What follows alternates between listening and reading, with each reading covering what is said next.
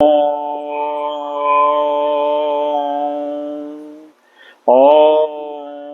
नमश्चंडिकाय या देवी सर्वभूतेषु कान्तिरूपेण संस्थिता। नमस्तस्यै नमस्तस्यै नमस्तस्यै नमो नमः।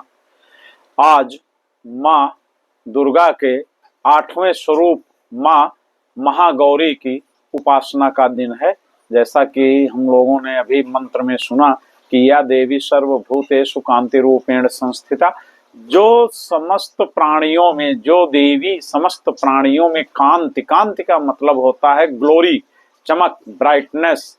तो इस कांति के रूप में सभी प्राणियों में सम्यक रूप से स्थित है, उस देवी को हम नमस्ते करते हैं, नमस्ते करते हैं, नमस्ते करते हैं।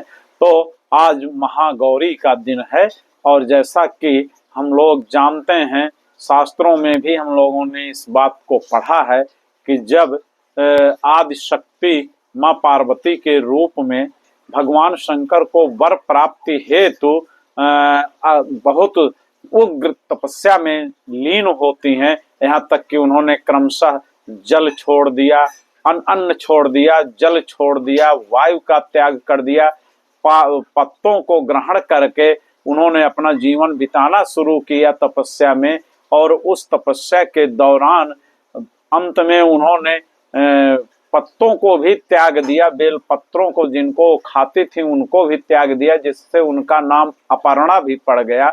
और इतना समय बीत गया, इतना समय बीत गया कि 88,000 वर्ष बीत जाने के पश्चात उनको ऐसा एहसास होने लगा कि अब जो है हमें भगवान शंकर जो है पति स्वरूप में नहीं प्राप्त होने वाले हैं। इस स्थिति को सोच करके उनके अंदर अवसाद की स्थिति बनने लगी, यानी वो आज की भाषा में कहा जाए तो डिप्रेशन में जाने लगी। और उस डिप्रेशन के परिणाम स्वरूप, जैसा कि हम लोग जानते हैं, डिप्रेशन एक मानसिक बीमारी है और उस बीमारी का जो हमारे शरीर पे लक्षण पड़ता है, तो सबसे प्रमुख लक्षण ये होता है कि शरीर हमारी कांतिहीन होने लगती है, यानी ग्लोरी, उसकी चमक, उसकी ब्राइटनेस जो है समाप्त होने लगती है। अंततः शंका भी उनके मन में होने लगी कि पता नहीं मिलेंगे कि नहीं मिलेंगे, मिलेंगे तो किस रूप में मिलेंगे भगवान शंकर हमें। परिणाम स्वरूप माँ पार्वती का रंग अत्यंत काला हो गया, यानी श्याम वर्ण की हो गई।